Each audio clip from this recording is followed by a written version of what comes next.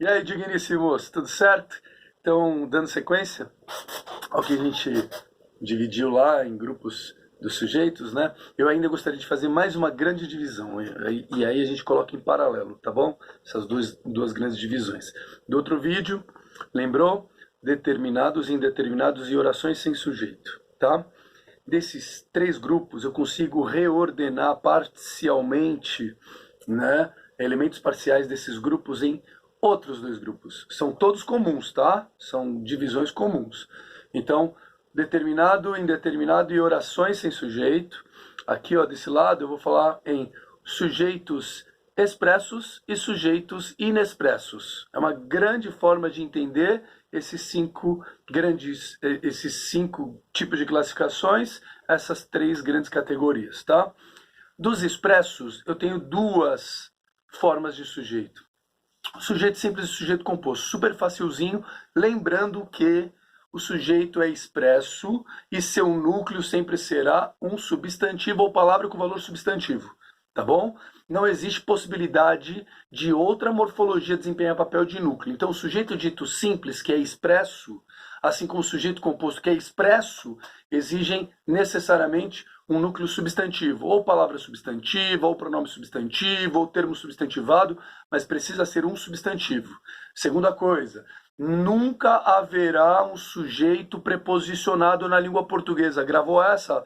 Pá, coloca na cabeça. Aparafusa isso na cabeça. Por que isto?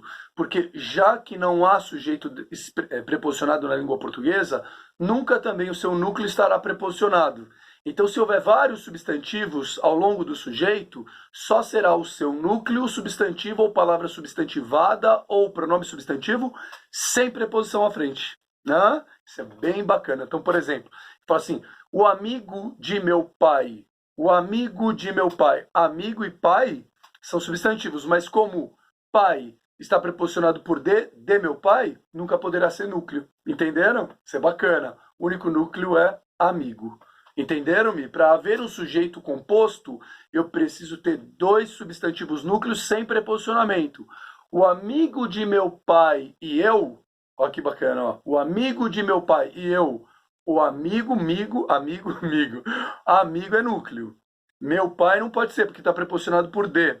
Mas eu é pronome substantivo, equivale a um substantivo, então volta a ser núcleo. Dois núcleos, sujeito composto. Bacana? Então, os dois únicos sujeitos expressos que há na língua portuguesa, retomem, repito, os dois únicos sujeitos expressos que há na língua portuguesa são o sujeito simples e o sujeito composto. Bacana? A partir daí, todos os demais outros tipos de sujeito, sendo determinados, indeterminados ou orações sem sujeito, nunca contarão com o sujeito expresso. Entenderam isso? Beleza. Do grupinho dos determinados, a gente ainda tem um para falar. Né? Eu falei do sujeito simples, do composto, que são expressos, né? Faltou o desinencial. O sujeito desinencial é considerado do grupo número 1, do grupinho de sujeitos determinados, tá bom? Por que que é determinado? Porque determina-se o seu número e sua pessoa. Número e pessoa, Edgar, isso quer dizer simples composto e primeira, segunda, terceira do discurso, não é? Eu me lembro da aula de que você comentava acerca dos pronomes de primeira, segunda e terceira pessoa, emissor, receptor e assunto. Pô, bacana, hein? Guarda isso que pode ser válido, inclusive lá na frente na aula de funções da linguagem, tá? Muito proveitoso. Doces do meu coração. Voltando aqui então ao sujeito determinado e desinencial. Ele marca a pessoa e o número. Então, para ser desinencial, não pode ser expresso. Primeira consideração, não pode haver substantivo expresso desempenhando o papel de sujeito. Segunda consideração, só poderá ser representado por verbo. Na primeira, segunda e terceira do singular, então o verbo tem que fazer menção a eu, tu, ele, você, ela, a gente, tá bom? Eu, tu, ele, ela, você, a gente. Primeira, segunda e terceira pessoa do singular, ou fazer menção à primeira e segunda do plural.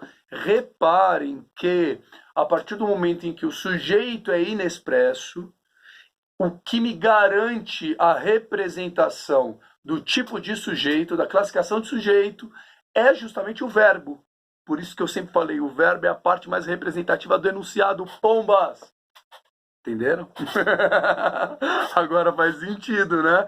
Quando não há sujeito expresso, é ao verbo que você vai prestar atenção maximizada. Entenderam?